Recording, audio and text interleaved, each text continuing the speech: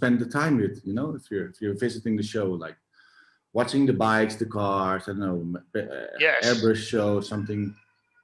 And by the way, you mentioned the bikes and the cars, you know, and I remember that pretty clearly as well. It was pretty much as a real tattoo lifestyle show where you had all the elements, which you use for something that for what you did. And how what was your first vision about that? I mean, if you only been to a few conventions, you know, which one was the convention, or what was the element that inspired you the most to do what you did and then grow it over time? I think the ink and iron in the United States was a was a big example of how I wanted to do the show. The only thing what I couldn't do is combine the indoor and the outdoor like they do. You know, they've got the boat and then the outdoor setup with the car. But it's Miami, you know that. I mean, the weather is really nice. Yes. So my show was in the winter. So I took the show inside. So I think the first 4 editions we put a lot of sand on the floor, and then we put the surfboards and the hot rods and the car we put on the sand. Remember? And we made like a tiki beach and stuff like that to create a bit of the same vibe. So yeah, this was even though you're indoor. Yeah. So this was mainly indoor in the winter in Brussels. Yeah, it's cold, man. Wow. It's cold, I know. Yeah. But this is the type of style that I like in a show, you know. I know the show is mainly about tattooing. Yes. But it's also nice if you bring really nice cars, you know, people love their cars, they polish it every day. They worked on this car like many years. So for them, it's also really, really nice to show this car to like 25,000 people, you know. Yeah, also, which is a very decent amount of people, a very good amount of people for a convention. And from there, you branched out also to other conventions, if I'm not wrong, right? You also made some other shows in Belgium? Yeah, we did a Summer Ink, but long ago. Yes. And we did it 5 times or 6 times. I think it was in the south. And then we did Urban Ink also. It was in the north. Yes, I remember, Yeah, it was more about graffiti, skateboarding, and like the youngster type of show. And then I had Brussels. But it took a lot of time in my private life. Right. So, yeah. And you're already quite busy in your private life, right? Yeah, so my family said, come on, man, if you how can you do this, man? So maybe focus on Brussels and leave those other 2. Build out Brussels to a bigger. Yeah. You stick to one show now? Yeah. To the Brussels tattoo show? Yeah, it's better. Yeah. I can bring myself more down with everything I have in my mind, like fine tune everything, because every show I do, I still see some mistakes and things I can make better, you know? It's like every time. What would you like to do? What is your ideal vision of, you know, of your show that you really would like to put in place? I think we're going quite well now. The things I would like to do, and still I would like to do, is to get more seminars.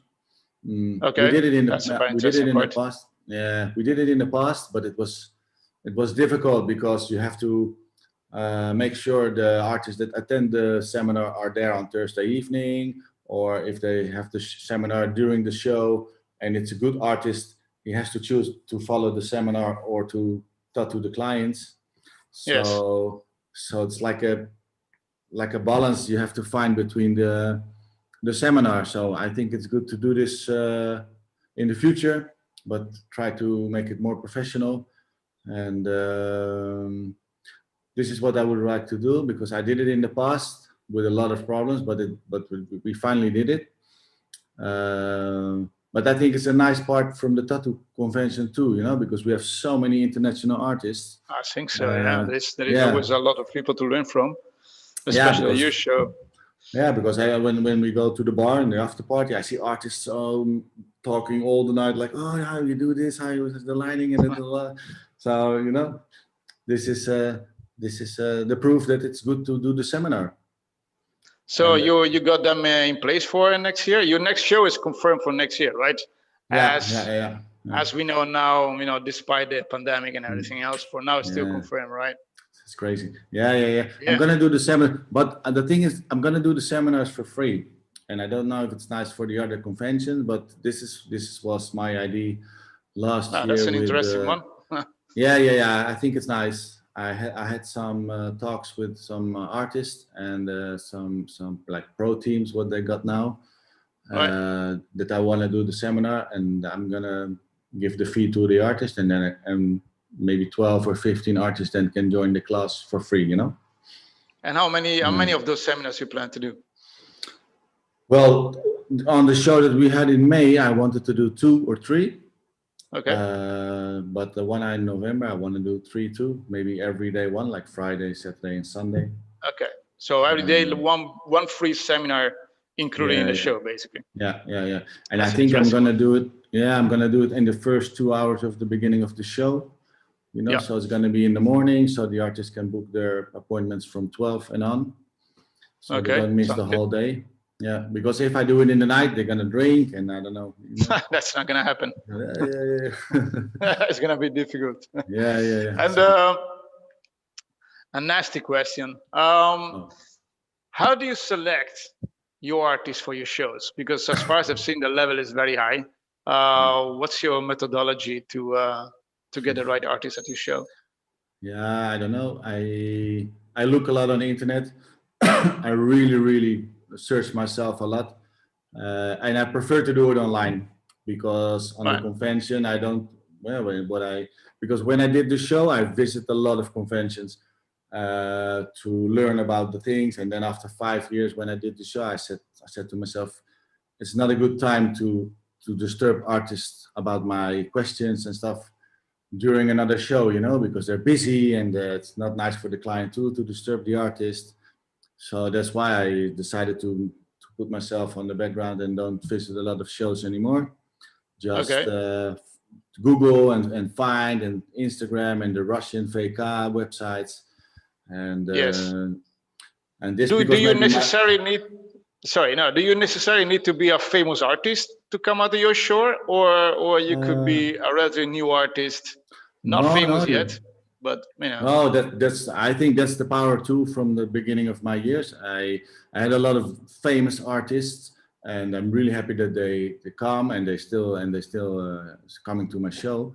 But also, I want to give young artists the first step to see how the convention is, and to see the first step to the world. You know, because now we have so many artists that are really talented, but so young, or so from in a corner in the world, you don't even know where to reach them.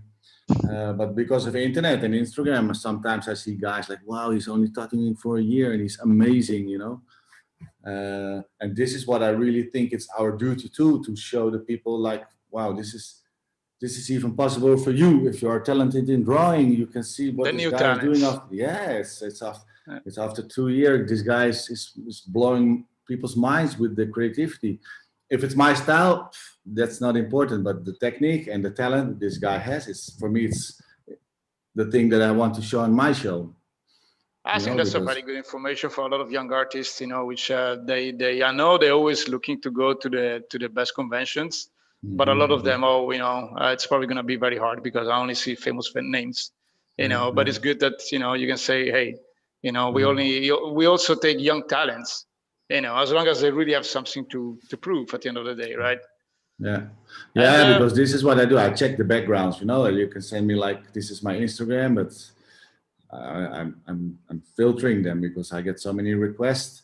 I want to see the quality of the work is going up, or it's something offering plus to my show, because you have so many black and grays, you've got so many lettering, there's so many colors. It's like, you have to draw a certain line, you know. So you go really much with your own taste to, you know, to select the artist. At the end of the day, right? It comes down to that. I think so. I think that's the thing. Yeah. All right. So whatever one is famous or not, or at the end, like, hey, this is what I like to have on my show, and that's it. I like the famous guys, you know, without them, the shows were not in existence anyway. So, and for me, it's nice to get guys from the United States or from Australia or or Germany. If they're famous and they want to come to the show, they're super, super welcome, you know. But is there anyone in particular you would like to have at your show? Well, Philippe Bleu wasn't on my show yet. Mathieu Oh, was no, there yeah. yet. All right, okay. So Philippe, But if you're watching no, this, I this had is for this. you. I had the son from the Japanese families. Wow, I had so many people already. Huh? Yeah, his son came. Okay, cool. Yeah. Stefano Alcantara was there. So Stefano Alcantara, nice. yeah, he's a good artist too, man. Wow. Yeah. Derp didn't came yeah, yet, so Derp still has to come with his new wife. You know, he married. Oh, okay. I Yeah. think 2 years Yes. ago, Serfena. Yeah. Yeah. So, I wanted. Derp, if you're watching this, you're welcome in Brussels. All right. Come over. Yes, Yeah, there nice. you go, man. Yeah. Next trip to Europe. Yeah, and I'm coming to visit you in Vietnam, man. I want to see some Asian tattoo artists. You should. There is a lot. There is a lot of very good artists here, and very good shows as well. I mean, considering the environment, the situation here, but still, actually, there is a show in a couple of weeks from now. Actually, there are 2 in December, and those are some of the very few shows going on in the world, which I'm very happy about. That I can only do one of them. But okay, it's better than nothing. But yeah, the level of the artists here, it's really, really good. I personally tried to bring quite some artists in, at least in Europe, the last couple of years, and they get a lot of very good feedback. So I hope you can meet some of them when you come here. Yeah, for sure. No, I would love to, man. I love Asian food, so I'm already sold. Well, yeah. Next year, do you plan to do this like before your show next year, or? Yeah, I think if it's allowed to travel, why not, man? I'm like free. Next I'm summer? working from my house. Yeah, for sure. There you go. Nice. Yeah. Kim, one other question. It's you've been doing tattoo shows for 10 years. What's the hardest part of organizing a tattoo convention? Personal curiosity. The hardest part to satisfy my mind. So that's the hardest part. Satisfy your mind. Wow. Yeah. Okay. To walk around the show and think everything is running smooth, but it never happens. Did you get there yet? That never happened so far. No. But for me, the most important thing is if I see the artist working and if I see the artist smiling, then this is for me the biggest achievement, because the show is for them. The show is not for me, and for the people that are walking around my show, it's like the second thing, So when I pass the lanes and I see the artist like, "Hey, Kim," and smiling, and this is for me. I want to be here next year, book me straight away. Yeah, this is nice, and this is mainly. I think I can say this like for 95% on my show, the artists all work. And this is what I like, That's a very good percentage. Yeah. And I mean, like at least in Europe and in the US, I mean, I think it's very important for the artists to really come and work at conventions. But do you think that's the only, from the artist perspective, is this the only reason why the artist should come at, tattoo conventions in general? Because, for example, here in Asia, the most important part is the contest. Obviously they want to work as well, but the contest is really the most important part. What would you say is the most important one in at least a U show? Well, I think for the European artist, I think it's important. The contest, but also the context what you make and the things that you learn from other artists on my show, and because it's Europe, you can travel freely around. Why not take the car and drive, 4 or 5 hours to another place in Europe, just to be on the show? And for the people out of Europe, I should say definitely to compare the atmosphere and to compare the level of tattoo artists, because it's another world, Asia and the United States. And I think it's good for the people out of Europe to see the convention and the vibe from tattoo conventions.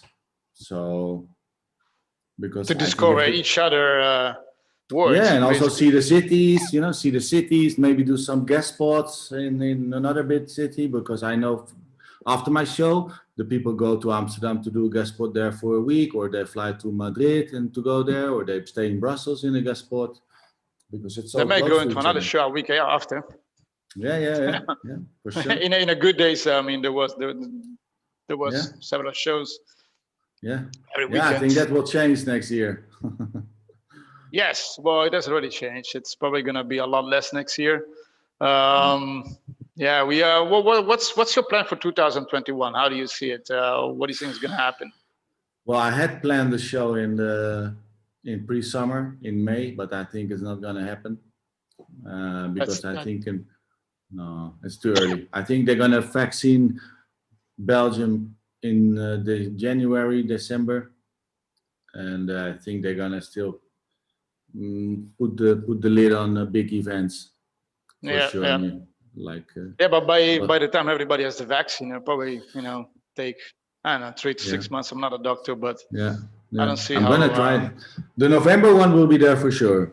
That's without a doubt. I took one area less, so I'm going with 3 venues now because I don't want to go on the same scale like last year. To be safe.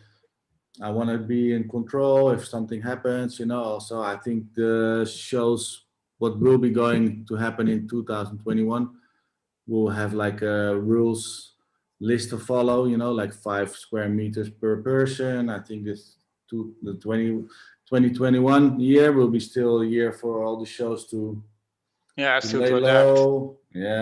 Because it's not gonna be the same like before. That's gonna be for sure. Although most likely you'll be pretty much able, I think, to get all the artists from Europe. I think it would be still probably problematic to get them from US or Asia, maybe. It depends how fast the borders are going to open. In Europe. Well, the Asian guys I had normally already coming in November. Okay, so they're already confirmed. They're already confirmed, and but the one in May, I think I'm going to cancel anyway, because of all the hassle and the gels and the distance and the posters. Like, be careful, lol.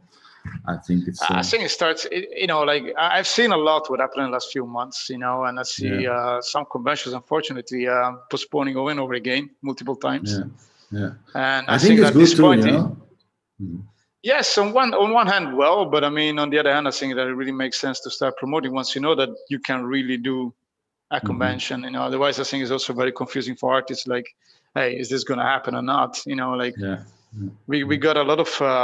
A lot of people contacting us. We don't organize the convention, but we promote them. It's like, is this going to happen? Like, well, as far as we know, yes, but then it gets canceled or postponed again like a week later. And this sounds crazy, but I think we've been working harder this year while we had almost no conventions than ever, just because we had to keep postponing everything over and over again. That's also a thing that I cannot.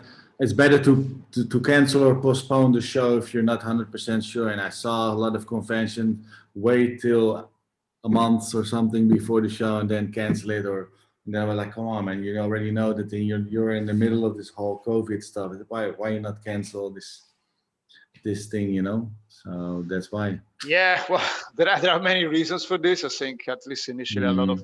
If you don't have like a good cancellation insurance, I think for your location, I think a lot of people get stuck with those kind of problems. So but I think we passed that phase as well. So whatever's going to happen next year, it's the situation as an organizer. That's why the only thing I'm going to do is prepare myself for November, because the May one I think I'm going to skip, almost certain, and then I can slowly start to prepare everything for November. All the things what I'm going to do then are going to be 100% sure. Focus 100% on the November show. I think it's better, man. Some more safe for everybody, also for the visitors and for the artists to have a full booked agenda, because now if they have an agenda booked on May, they have to postpone it again. So I don't know. It can be good in May, but if they're going to vaccine in January, I think before a lot of people, like 80% are vaccinated, it's going to be like May, June, man. So. I think 80% is also like very optimistic, because as far as I can see, I don't really know anyone who would like to get a vaccine straight away. I don't know about you.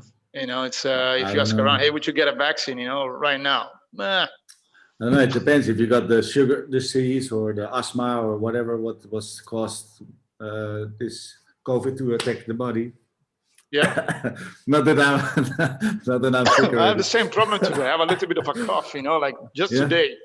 I didn't have any cough like for, I don't know, a year. And just today I start spicy noodles. Yeah, I wish I eat every day, but I mean, and are really, really spicy, yeah, man. It's good, man. I like the spicy food. Wow. Me too. That's why I'm here.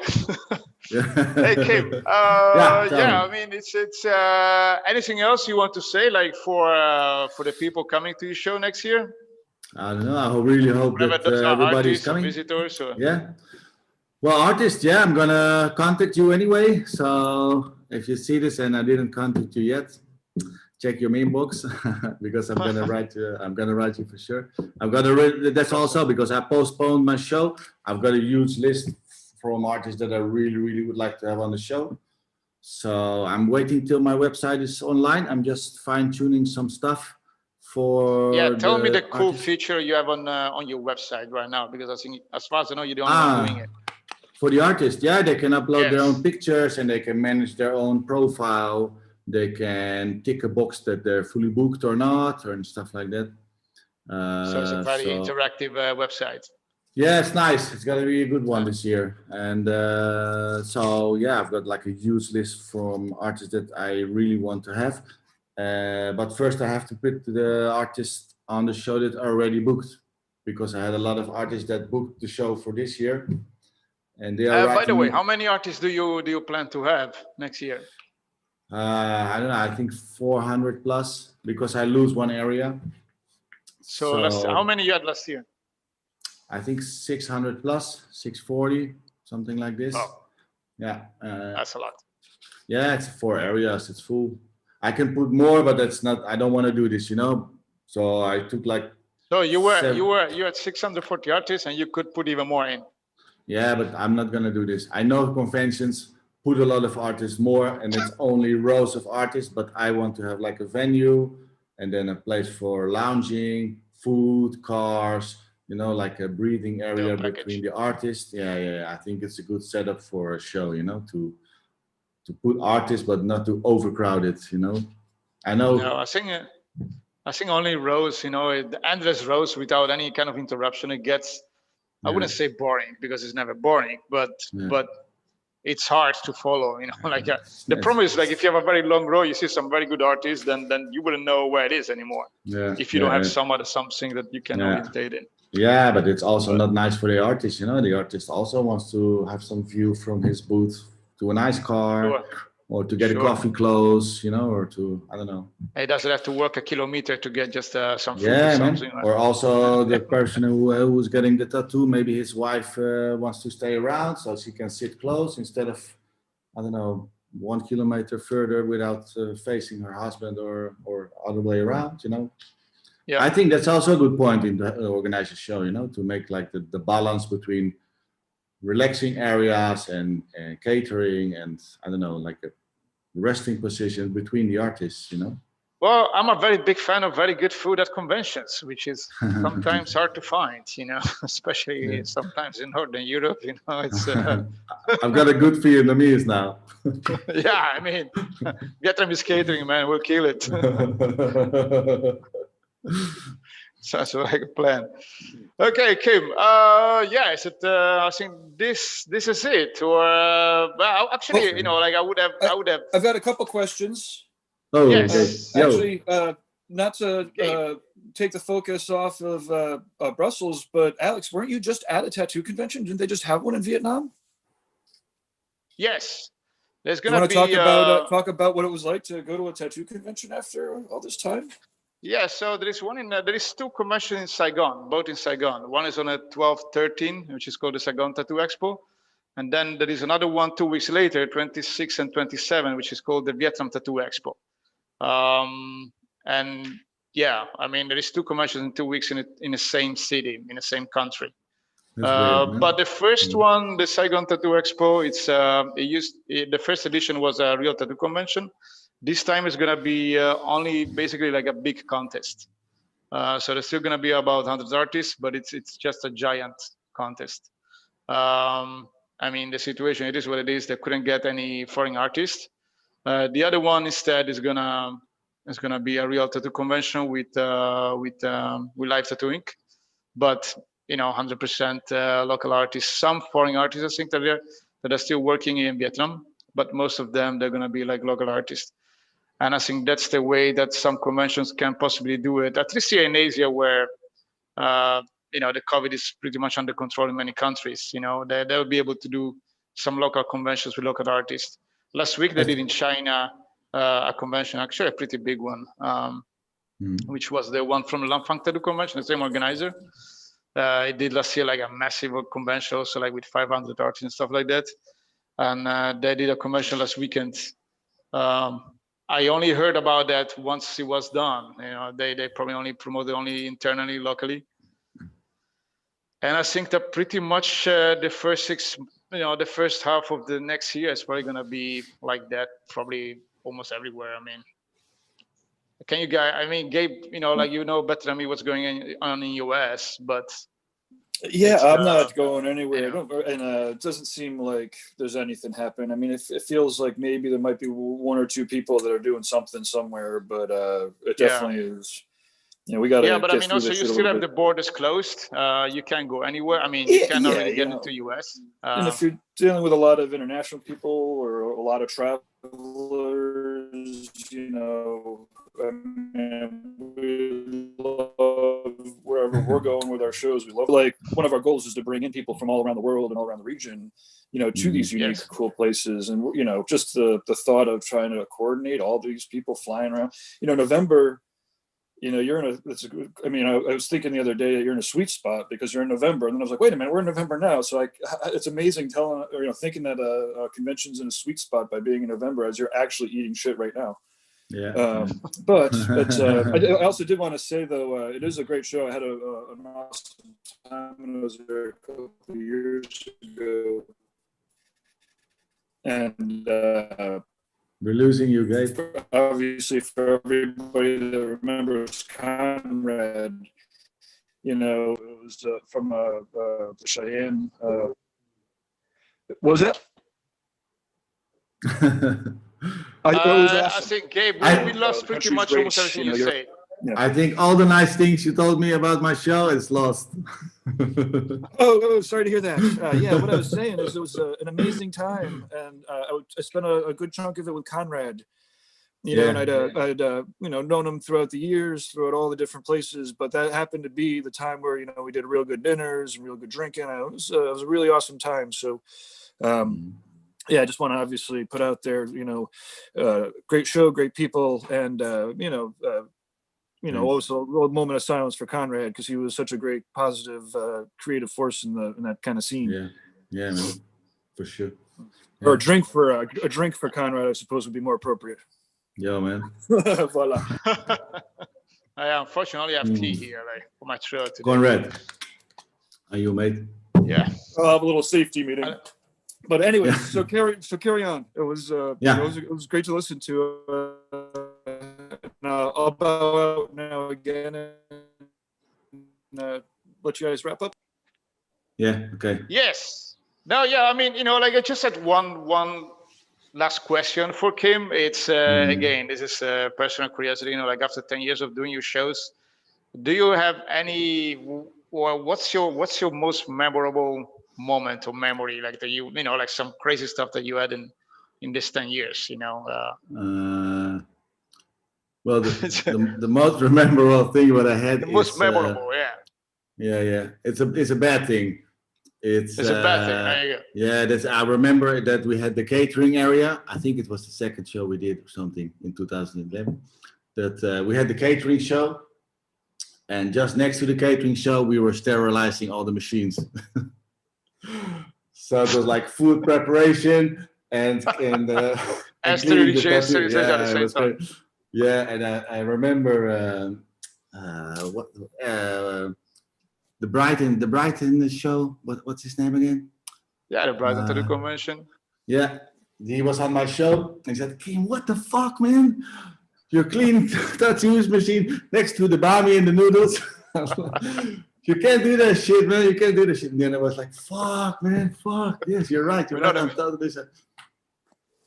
So this was the most memorable thing, and from that show on, I said, "Wow, man, fuck, we need like a." I gotta pay attention to details, eh? Yeah. This was for me really because he's a really nice guy, you know. And I said, like, "Fuck, man, you can't do this shit, man. It's super important to clean this machine, not next to the food and the sauces, man." So this is the most memorable thing I did. Yeah, for sure. And but also the other thing, when we did the first show. My brother-in-law, he came to the bar, and I was behind the bar fixing something with a Coca-Cola tap, and he said, Kim, did you check outside? And then I said, no, why? He said, man, there's a fucking line like miles. And then I was like, oh, really? And I started to cry. It was crazy, man. I was just with myself, with him, behind the Coca-Cola machine. I was crying because all the effort and all the energy and the stress came out, man. I was like, fuck. It's a success, man. Yeah, man, you did it. And I'm like, fuck. And I was so happy, you know. This was also for me really important because I'm not an event organizer, you know. I'm into artistic kind of stuff, and I never did a show. I never presented a live band. I never even placed a booth into a convention area. It was like I never put out a carpet. Wow, that's incredible. Yeah, you know.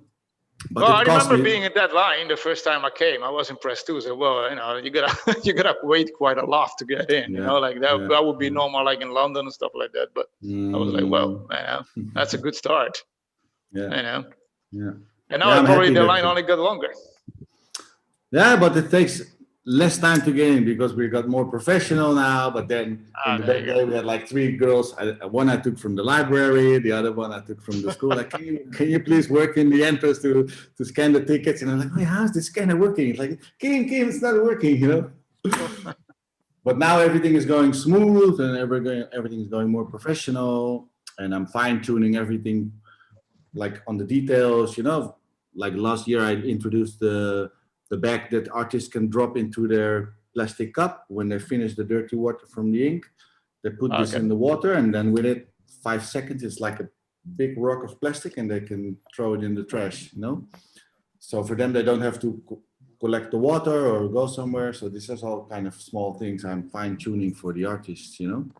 And those are the small improvements. I'm learning every day, and I think every convention organizer is saying the same, you know? It's impossible you have to have a show. You have to keep learning. By the way, and if you would give I know that, you know, that would not be good business practice, but if you could give a suggestion to other convention organizers, what would you say to make a successful event? Beginning or what? Adjusting? Well, beginning. You know, like in the next couple of years, there's going to be a lot of new people starting new events because a lot of them that will be gone. You know, so I wouldn't be surprised if then you would see a surge in events like we had in the last 10 years. Yeah. You know, I think the biggest thing I can tell you is like you got to do it with love. You know, don't do it for the money or don't do it for the fast thing. You really got to do it with love, and I think that's also that's a big part in my success or my 10-year experience. If you do this with love and you do this with, big motivation, then it's going to be a success. And that's why this may be the past artistic thing I had. Pulled me in the corner of the tattoo scene because it's a lot of artistic people and I love my work and I love the preparations. And this is, I love that one. What makes a big success. That's your success secret. Awesome. Okay. Kim, thanks a lot for being with us tonight. And I hope to see you next year in November, you show then. Hey, I'm coming to Vietnam in the summer. I do need to jump in one last time here real quick. Oh, sorry. Derb says that he's definitely down with talking about going over to Brussels. So, get in touch with him. I will write you, Derb. Yeah, we'll do that. For sure. Awesome. Sweet. There you go. Here you have it. Nice. Okay, guys. Thanks. So we stay in touch. Talk to each other soon, man. Yes. Okay. For sure. And let me know when you come here. But anyhow, we'll keep in touch in the coming days, man. Okay. See you later, man. Thanks a lot for tonight, man. For talking to us. Thanks, Gabe. You too. Absolutely. Cheers. Actually, why don't we just also wrap up with both of you letting us know just really clearly the contact info of how to touch with each of your projects? Dave, I'm sorry, we didn't hear like that. the website address, the Instagram, the Facebook. Well, just follow Brussels Tattoo Well, I was just Convention. gonna say, list out your contact info, the websites, the Instagrams, how people can get in touch with you. Oh, yes. Okay. Well, you go first, Kim. Well, it's just the Brussels Tattoo Convention on Instagram and Facebook. If you put info@brusselstattooconvention.de, then you get in my mailbox. So I will answer you for sure. Alex? You answer everyone? Okay. And well, I'm Alex from Dutch World Tattoo Events. If you Google World Tattoo Events, you'll get either on the website, Facebook, Instagram. And if you Google Alex van Dutch, you still get me on all social media. So I'm easy to find. Awesome. Good. Hey, thanks again, and we'll catch up in the future. Thanks. Okay, Thank cool. you too, Gabe. Thanks a lot. Have a nice day, guys. Kim and Gabe. Cheers. You too. Good Ciao. night. Bye-bye. Bye-bye.